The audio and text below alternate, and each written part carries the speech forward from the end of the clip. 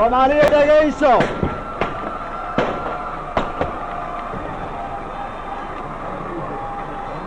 Hala dhegaysto hadalka, hala dhegaysto.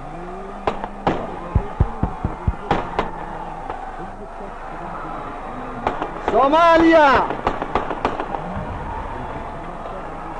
adigoo wakhtiga kan la marayo xorriyadaada qaadanaysa oo dhalanaysa waxaad leedahay weji, waxaad leedahay magac.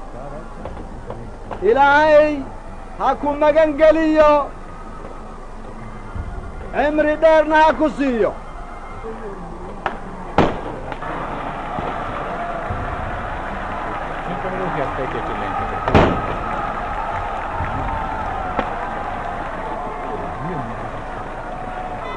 Soomaaliya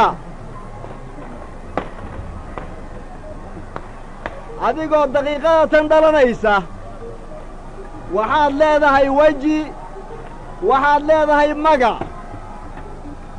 ilaahay ha ku nabadgeliyo, ilaahay ha ku magan geliyo, cimri dheerna ilaahay ha ku siiyo.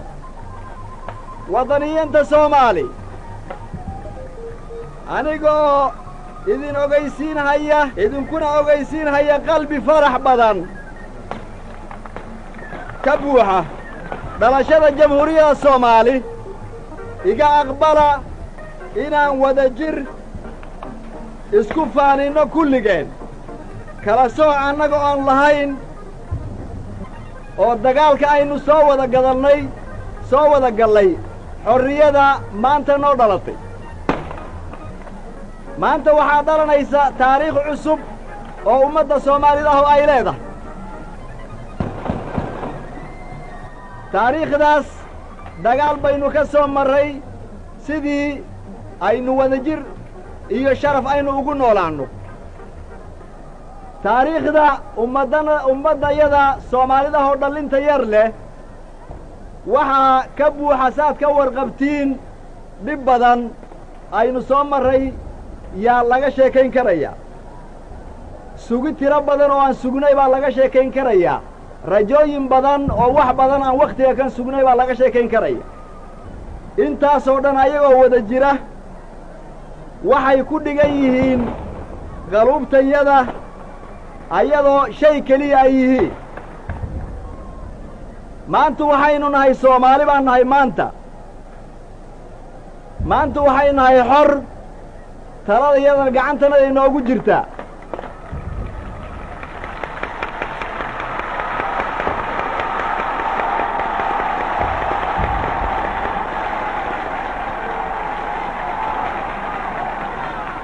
wakhtiga kan aan idinla hadlayo waxaad tihiin xor, dawlad oo adinka gacantiinna ku jirtaad leedihiin, waxaad leedihiin bandiirad yaad leedihiin.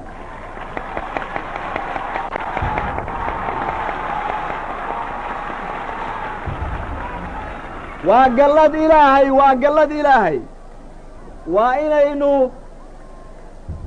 adkaynaa oo aynu dhowrnaa.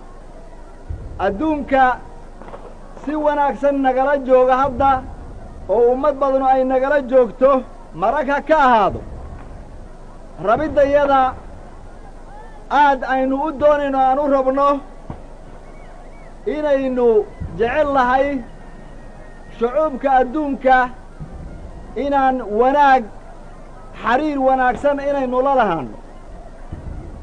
dhawaq noogu horreeya sidii carruur dhalatay waxaan maqashiinaynaa caalamka nabadgelyo ha heleen oo ilaahay ha siiyo intii lilaahi iyo nabad doonaysa.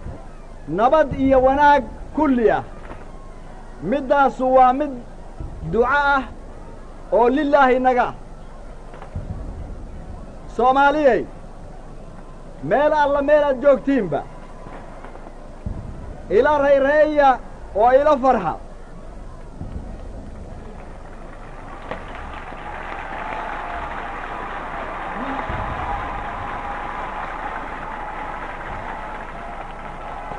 kuna tashada inaad xooggiinna iyo tabartiinnoon kala harsanayn inaad ugu hillisiin oo aad ku difaacdiin qiimada demokrasiyada iyo ixtiraamka ay leedahay nabad iyo xaq ku dhisan horu socodka iyaga ee siyaasadda dibadda ah ha ahaato mid aan khaalifsanayn midda iyada gudaha ah aynu ixtiraamno oo aan xishmayno aynu difaacno hay-ooyinkanaga demokrasiyada ku dhisan aynu ku cabbirno xiriirka iyaga ummadaha dibadda naga jira oo caalimka ah middaas aynu gudahanaga ugu dhaqmayno adduunkana dhegaysanaya iminka kan faraxa iyo rayraynta aynu ku jirro aynu marayno waxaynu leennahay oo aan qalbi wanaagsan ku leennahay waa aynu ka dhidhiyaynaa oo aynu waa ka masiiraynaa annagoo ku hadlayna magaca ummadda qaarkeed oo xanuunsanaysa dulli xanuunkii uu hayo xorriyada aynu haysanno aan helnay yaan uga masayraynaa dadka kale aynu u jeedinno wakhtiga kan aan marayno daymo iyo fikro aynu u jeedinno milyoonaadka afrikaanka ah oo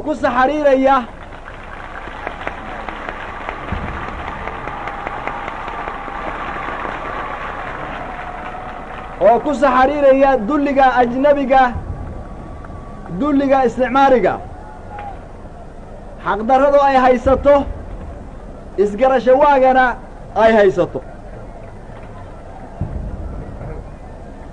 waxaan u cusboonaynaynaa caalimka oo na dhegaysanaya habarwacid aynu u habarwacayno nabad iyo xaq inay helaan walaalahanaga isticmaalka ku jira ilaa wakhtiga kan oo la rafaadsanayo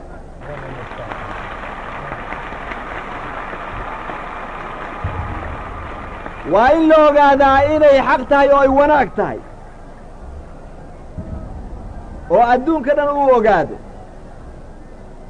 annagu haddaan Soomaali nahay